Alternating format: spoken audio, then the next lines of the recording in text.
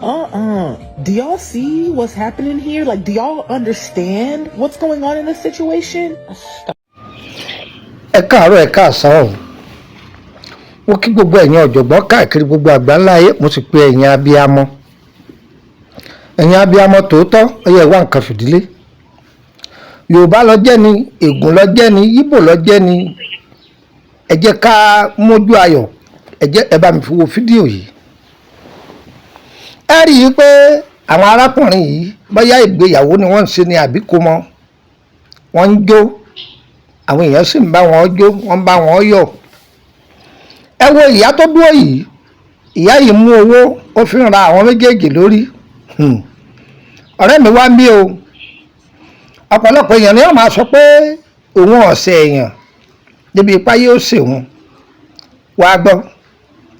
Ìwọ náà gbójú ayọ̀ rẹ kó fi wò ó. Tọ́lọ́wọ́n ọ̀bá sí wọn ní ojú inú kí wọ́n gba fídíò kó tó di pé wọ́n ó ṣe ètò ayẹyẹ yìí.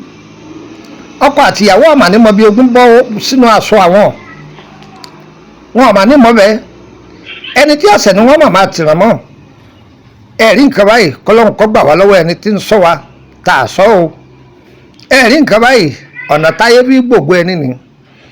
Àmọ́ bóyá pásítọ̀ ni tàbálámójútó ètò ni. Ẹ wo ohun tí ọkùnrin yìí ṣe. Ọkùnrin yìí lọ́lọ́ lé ìyá yìí dànù. Tó ayé ò ní fògo wa tọrẹ o. Ẹ jẹ́ á máa kíyèsára o. Kò sọ́nà táyé kí gbà fògo ẹni tọrẹ. Látàrí nǹkan jíjẹ. Látàrí ibi irú nǹkan báwọn yìí tàbí ká máa yá aṣọ wọ̀ káàkiri. Ọlọ́run kó gbà wá o. Tó wọ́n máa fòyí sí lọ. Èmi ọmọ yín náà ní Lukman ọmọ Ayédáre bàbá ọgbọ́n ọmọ ọ̀dọ̀ àgbà.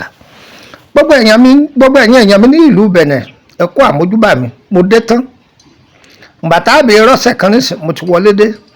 À ń pàdé ara wa bákan náà ní Sódèsí Makasí Àbọ̀bọ̀ ní orílẹ̀-èdè Abidjan. Ẹ mú nọ́mbà yẹn ọmọ ọ̀dọ̀ +23480 3298 3298. Ẹ tún gbà lẹ́ẹ̀kan sí +23480 3298 3298.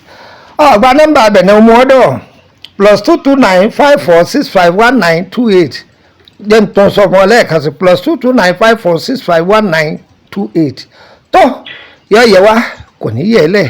Ire o, ire o, ire kàbìtì fèyí kọ́gbọ́n lélẹ́yìí o, ẹ̀pìn kọ́kárí ó dàbọ̀.